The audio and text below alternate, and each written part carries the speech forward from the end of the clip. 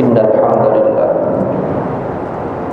nahmaduhu wa nasta'inuhu wa nastaghfiruhu wa nastahdihi wa na'udzu bihi min shururi anfusina wa min sayyiati a'malina.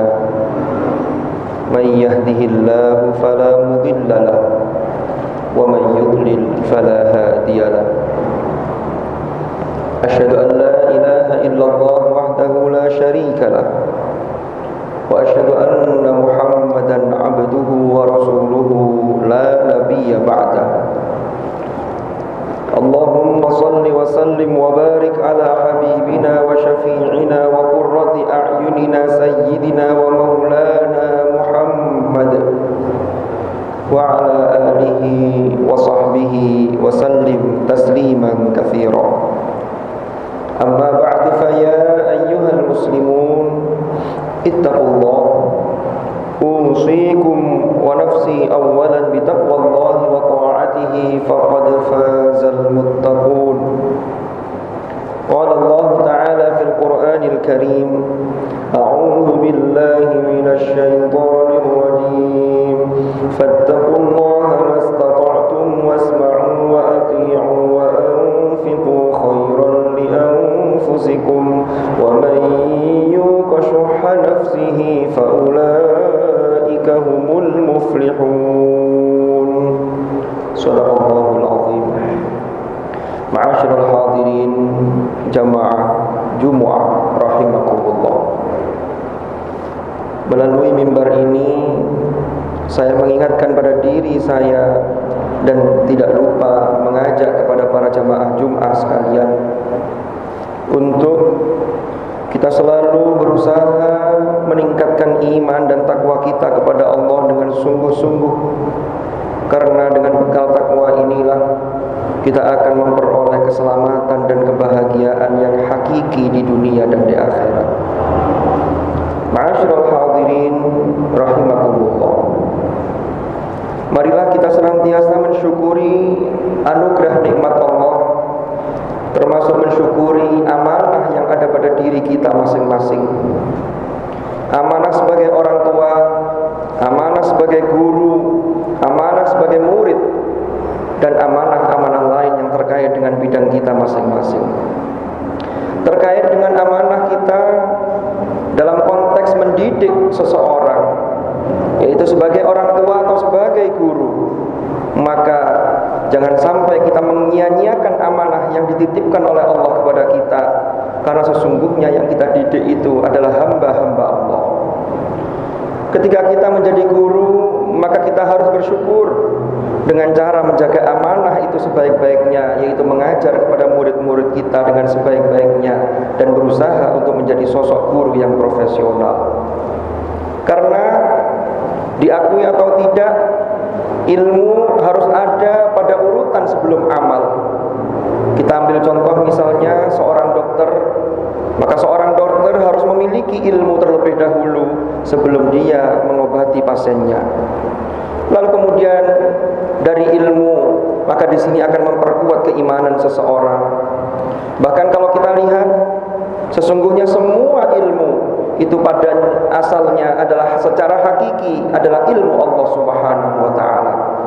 Hanya kemudian ada kesalahpahaman mungkin di antara kita yang menganggap ada pembidangan ilmu, yaitu ilmu-ilmu umum dan ilmu-ilmu agama.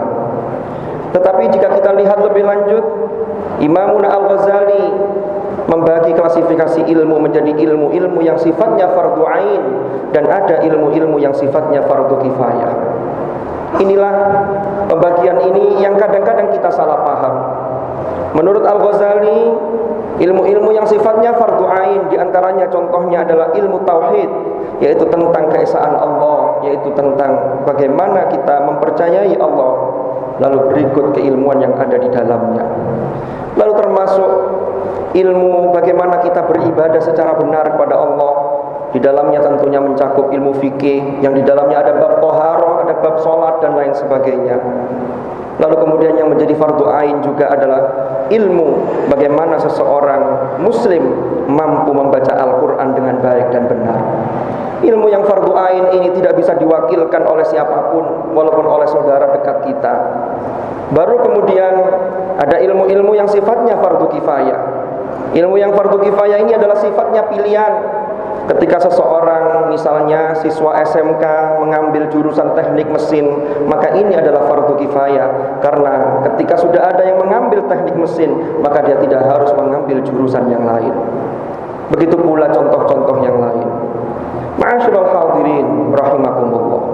Karena dari ilmu ini akan menguatkan keimanan seseorang dan tentunya membuahkan sebuah akhlak yang luar biasa.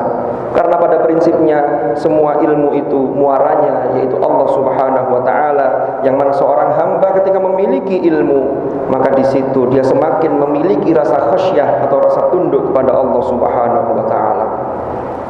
Allah Subhanahu wa taala berfirman dalam surah Muhammad ayat 19, A'udzu billahi minasyaitonir rajim.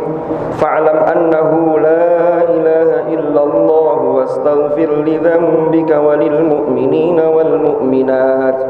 Wallahu ya'lamu mutaqallabakum wa mathwaakum. Yang terjemah maknanya adalah, maka ketahuilah bahwa tidak ada Tuhan selain Allah, dan mohonkanlah ampun atas dosa-dosamu dan atas dosa-dosa orang-orang mukmin, baik laki-laki maupun perempuan. Allah mengetahui tempat usaha kalian dan juga tempat tinggal kalian. Di dalam ayat ini, sebelum Allah menyampaikan terkait dengan keesaan Allah yaitu ketauhidan, maka di situ dimulai dengan fa'lam yang kemudian oleh para ulama difahami, maka di sini ilmu harus ada termasuk sebelum iman itu sendiri. Ma'asyiral hadirin rahimakumullah. Kemudian di surah Al-Hajj ayat 54 Allah berfirman, Allah menyatakan dalam firman-Nya, وَلِيَعْلَمَ الَّذِينَ أُوتُوا الْعِلْمَ أَنَّهُ الْحَقُّ مِنْ رَبِّكَ فَيُؤْمِنُوا بِهِ فَتُخْبِتَ لَهُ قُلُوبُهُمْ. Al-ayat yang terjemah maknanya adalah, dan agar orang yang telah diberi ilmu meyakini bahwa Al-Quran itu benar dari Tuhanmu, lalu mereka beriman dan hati mereka tunduk kepadanya. Ma'asyiral hadirin rahimakumullah. Betapa pentingnya ilmu. Maka jangan sampai kita melakukan amal lalu merasa amal itu sudah benar, padahal ternyata ada ilmu yang belum kita ketahui, padahal yang kita lakukan itu ternyata masih ada kesalahan. Maka dari itu Allah mengingatkan kepada kita sebagaimana firman-Nya dalam surah Al-Kahfi ayat 103 dan 104, Qul hal nunabbi'ukum bil akhsarina a'mala alladzina dhalla sa'yuhum fil hayatid dunya wa hum yahsabuna annahum yuhsinuna sun'a. Yang terjemahannya adalah, katakanlah wahai Muhammad, apakah perlu kami beritahukan kepadamu tentang orang yang paling rugi perbuatannya, yaitu orang yang sia-sia perbuatannya, orang yang sia-sia perbuatannya dalam kehidupan di dunia, sedangkan mereka menduga atau mereka mengira bahwa mereka telah berbuat sebaik-baiknya. Ma'asyiral hadirin rahimakumullah. Hal ini dikarenakan terjadi karena orang tersebut merasa sudah benar, padahal banyak ilmu yang harus ia pelajari. Maka dari itu, mudah-mudahan Allah Subhanahu wa taala selalu melimpahkan kepada kita kemudahan dan kelancaran dalam menuntut ilmu, terutama ilmu-ilmu yang fardu ain dan juga ilmu-ilmu yang fardu kifayah, sehingga amal yang kita lakukan betul-betul ada ilmu di dalamnya dan bisa dipastikan bahwa amal yang kita lakukan itu adalah sesuatu yang benar dan bernilai ibadah di sisi Allah Subhanahu wa taala. Wallahu subhanahu yaqul wa biqaulihi yahtadil muhtadun. Man 'amila shalihan falinafsihi wa man asaa fa'alaiha wa ma rabbuka bidhallamin lil 'abid. Barakallahu li wa lakum fil Qur'anil karim wa nafa'ani wa iyyakum bima fihi minal ayati wadh-dhikril hakim wa taqabbala minni wa minkum tilawatahu innahu ta'ala jawwadun karimun barrur raufur rahim. أقول قولي هذا وأستغفر الله لي ولكم فاستغفروه إنه هو الغفور الرحيم وقل رب اغفر وارحم وأنت خير الراحمين. اللهم صل على سيدنا محمد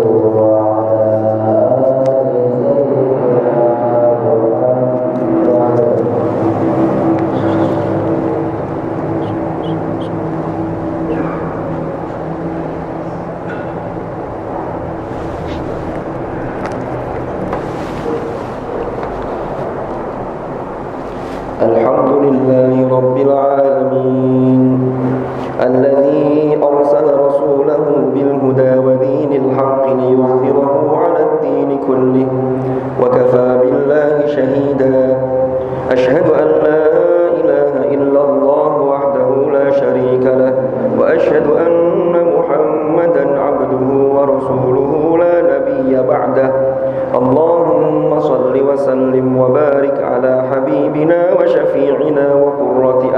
نبينا سيدنا ومولانا محمد وعلى آله الأطهار وأصحابه الأخيار ومن على منهجهم سار. أعوذ بالله من الشيطان الرجيم.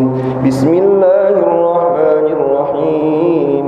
والعصر إن الإنسان لفي خسر إلا الذين آمنوا وعملوا الصالحات وتواصوا بالحق وتواصوا بالصبر. صدق الله العظيم.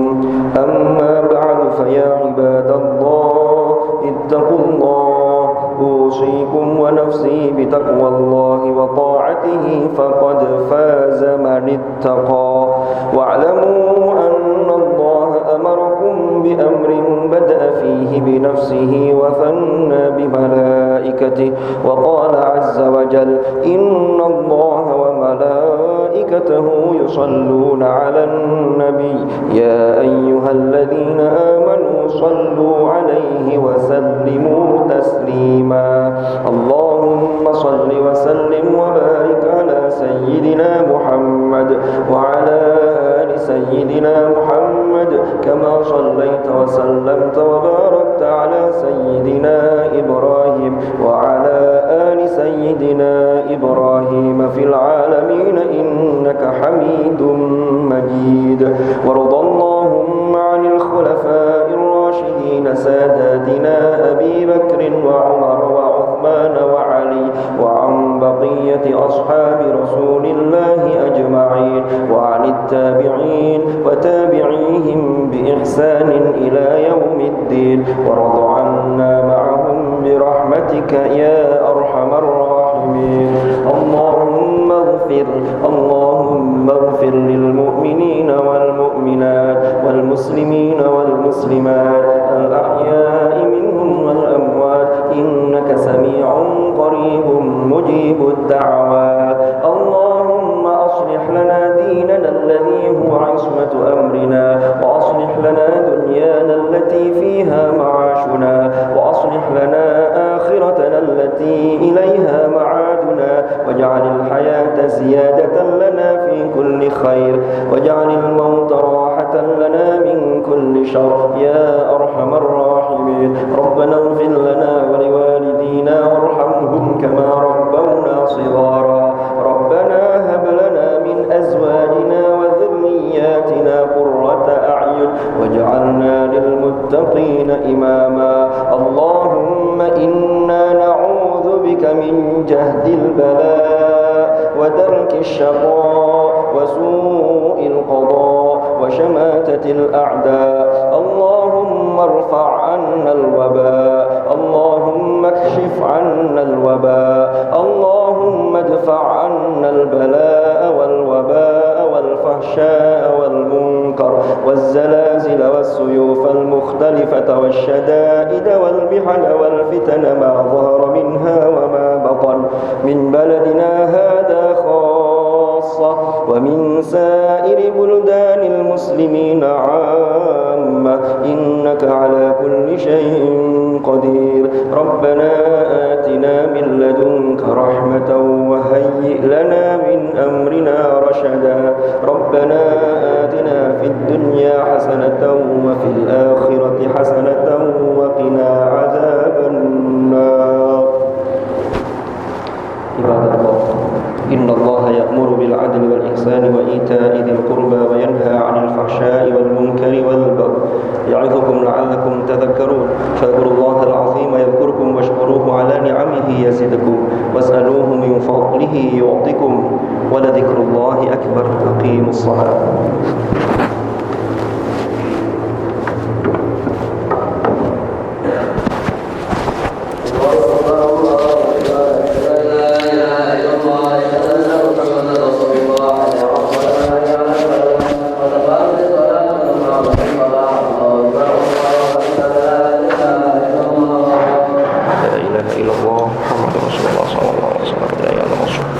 ورضاك مطلوب العظيم محبة الله. بسم الله الرحمن الرحيم. من الجنة والناس. صلي فرض الجمعة ركعتين واستغفر. الله أكبر كبيرا والحمد لله كثيرا سبحان الله بكرة وأصيلا.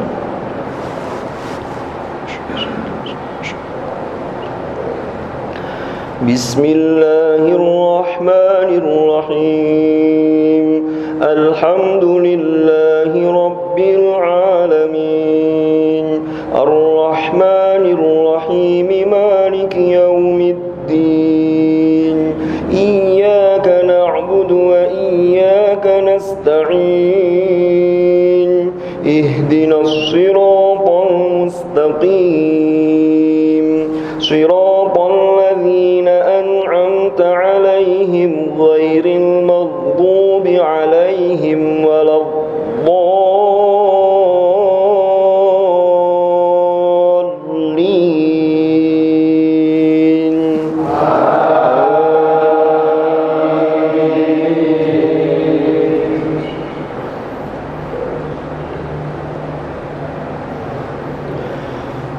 يا أيها الذين آمنوا إذا نودي للصلاة من يوم الجمعة فاسعوا إلى ذكر الله وذروا البيع ذلكم خير لكم إن كنتم تعلمون.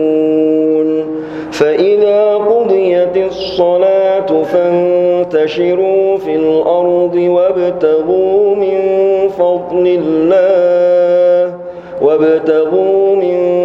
فضل الله واذكروا الله كثيرا لعلكم تفلحون. وإذا رأوا تجارة أو لهوا انفضوا إليها وتركوك قائما قل ما عند الله خير من اللهو ومن التجارة والله خير الرازقين. الله أكبر. سمع الله لمن حمده ربنا ولك الحمد. الله أكبر. الله أكبر. الله أكبر.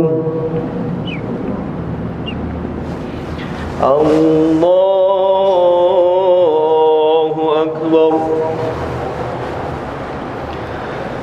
بسم الله الرحمن الرحيم الحمد لله رب العالمين الرحمن الرحيم مالك يوم الدين إياك نعبد وإياك نستعين اهدنا الصراط المستقيم صراط الذين أنعمت عليهم غير المغضوب عليهم ولا الضالين.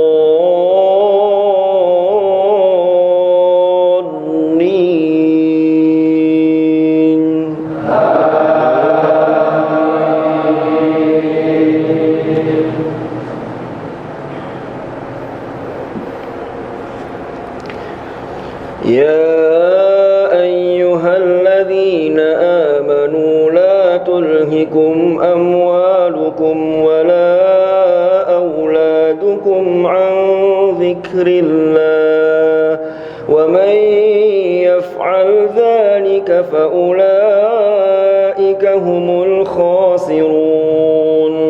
وأنفقوا مما رزقناكم من قبل أن يأتي أحدكم الموت فيقول رب لولا أخرتني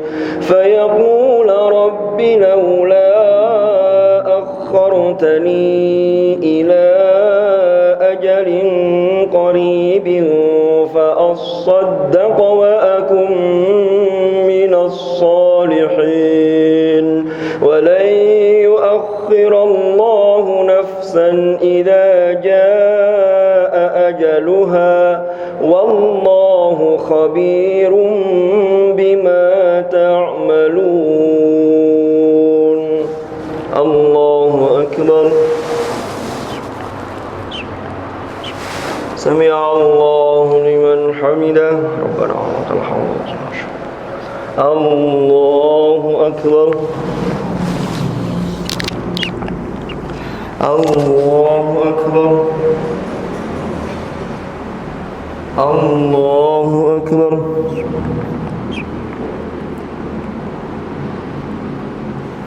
الله أكبر. السلام عليكم. أشهد أن لا إله إلا الله.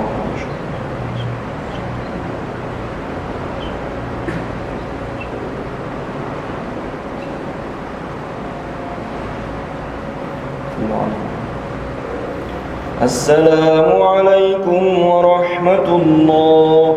السلام عليكم ورحمة الله.